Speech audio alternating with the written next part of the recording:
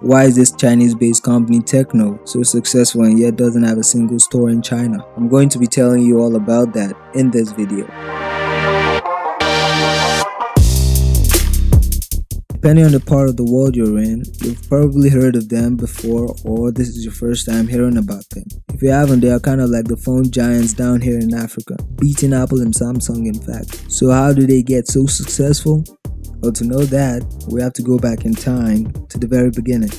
In 2006, Transsion's founder George Zhu launched TECNO in Nigeria, targeting Africa's most populous nation first. Prior to that, George Zhu has been traveling Africa for nearly a decade as the head sales of another mobile company when he realized selling Africans phones that was made for developed markets isn't the right approach. When they started doing business in Africa, Zhu noticed Africans having multiple SIMs in their wallet and swapping them out throughout the day to avoid steep charges operators will levy on calls and could not afford two phones, so Zhu made all TECNO phones dual SIM. Then after, in 2010 he ascended to become the top 3 best smartphone brand in Africa. In 2012, TECNO releases the first ever made in Ethiopia smartphone.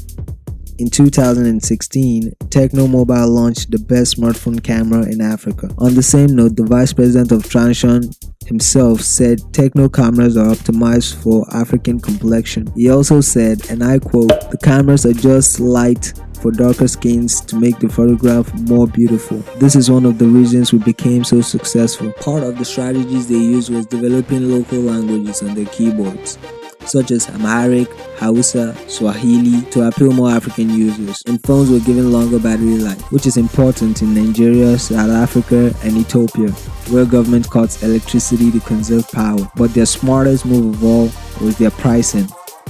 Their smartphones ranges anywhere from $15 to $200. Did I mention Transsion owned 3 main brands, TECNO, Infinix, Itel?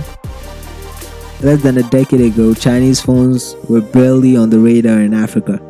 In 2010, Nokia and Samsung dominated the sales across the continent. Transsion had come from nowhere and taken over 70% of the market. For smartphones alone, it accounts for nearly a third of the sales in Africa, according to IDC. So TECNO has come a long way. In using calculated strategies and smarts, they became Africa's smartphone giants with a revenue of over $1 billion. And that's pretty much it for this video, guys. Thanks a lot for watching. Give this video a huge thumbs up if you enjoyed this content. Let me know in the comments if you want this to become a series of some sort. I would gladly do that. Also, let me know in the comments if this video was helpful in some way. Subscribe if you haven't already. I remain Mubarak. This is Unbox Centric, and I'll catch you on the next one. Cheers.